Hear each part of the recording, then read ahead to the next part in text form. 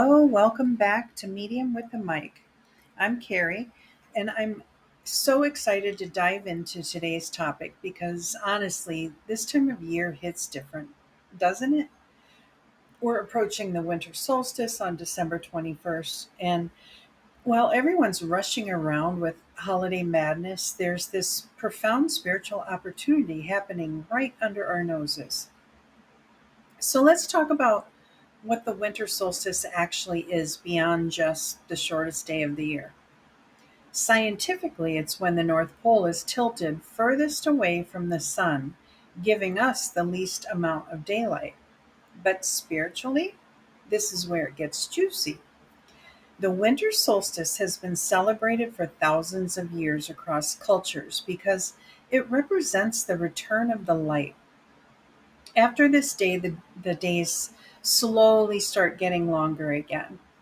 It's the moment when darkness reaches its peak and begins to retreat. Think about that metaphor for a minute. Sometimes we need to go into the deepest darkness to find our way back to the light. Now, I know what some of you may be thinking, but it's almost Christmas. Shouldn't we be focusing on joy and celebration? And you're absolutely right. But here's the beautiful thing about spiritual wisdom, it all weaves together. Christmas itself is a celebration of light coming into the world, right? The star, the birth of the light bringer, the hope in the darkness. These aren't separate concepts, they're dancing together. Many Christmas traditions actually have their roots in winter solstice celebrations. The evergreen tree.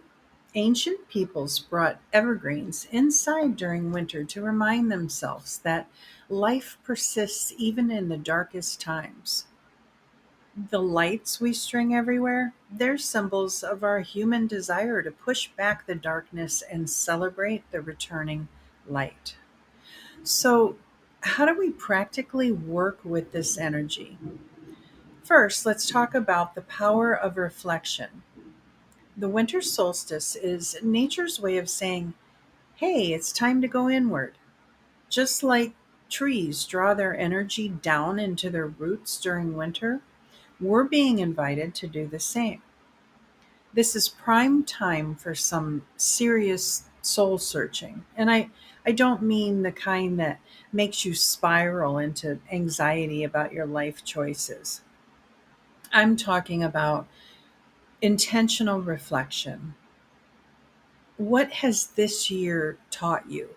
What patterns have you noticed? What needs to be released so you can step into your power in the new year?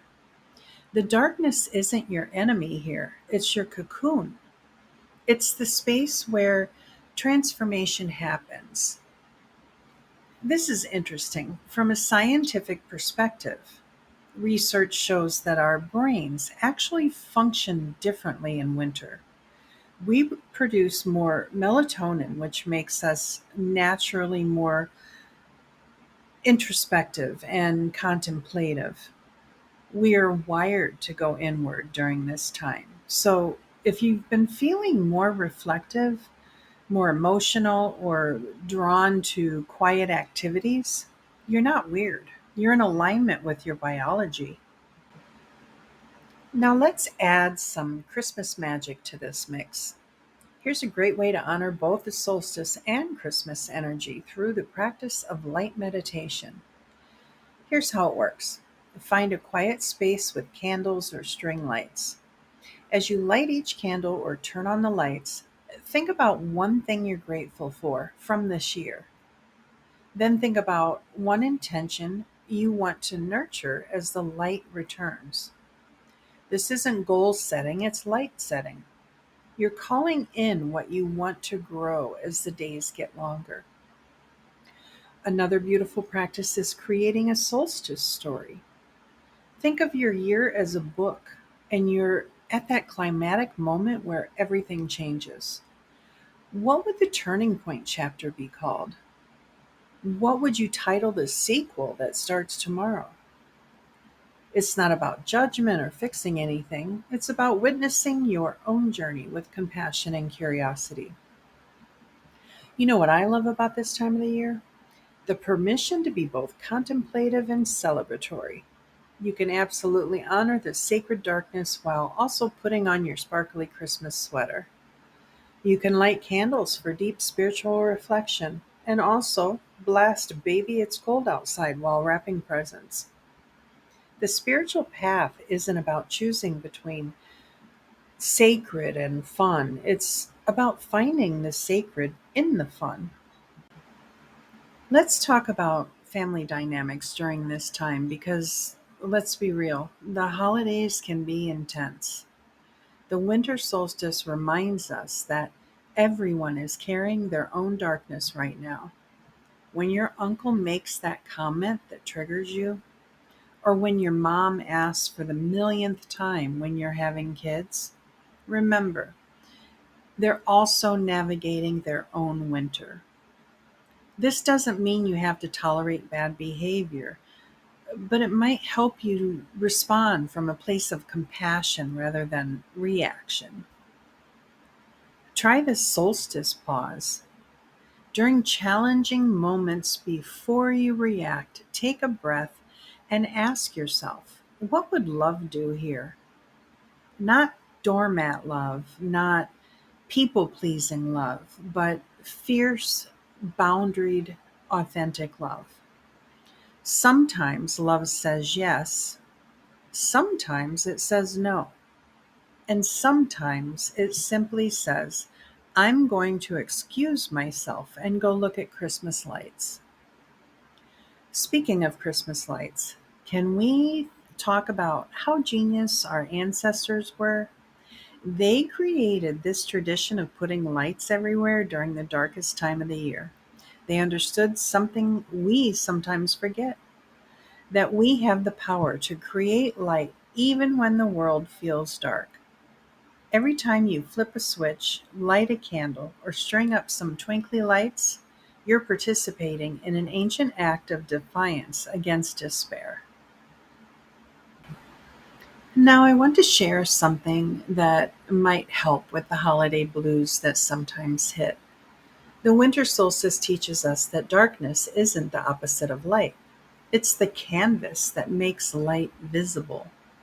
Without the darkness, we wouldn't appreciate the light. This applies to our emotional seasons too. The challenging times aren't mistakes or failures. They're the contrast that helps us recognize joy when it shows up. As we move through these days before Christmas, I want you to remember that you're not just surviving winter, you're participating in one of nature's most powerful demonstrations of hope. Every single day after the solstice, the light returns a little more. Every single day, you get to choose what you want to nurture in that returning light. Here's some homework. Before now and the solstice, pay attention to the light. Notice how it hits your coffee cup in the morning, how it filters through your windows, how it dances on your Christmas tree. Notice the light in people's eyes when they laugh, the light in your own heart when you do something kind. Start training your spiritual vision to see light everywhere. Because once you start looking for it, you'll realize it was never really gone. And here's a little Christmas bonus wisdom. The best gifts aren't always the ones under the tree. Sometimes the most precious gift is the moment of recognition when you realize you're exactly where you need to be, learning exactly what you need to learn, growing exactly as you need to grow. The winter solstice is nature's way of wrapping that gift and putting it right into your hands. So, as we prepare for both the solstice and Christmas, remember, you're not just celebrating holidays, you're celebrating the eternal dance between darkness and light. The promise that no matter how dark things get, the light always returns. And you are part of that light. I wish you amazing, magical moments this week. And always pay attention because there's enough light to recognize them when they appear. Until next week, keep listening to those whispers of wisdom. And remember, you're more powerful than you know.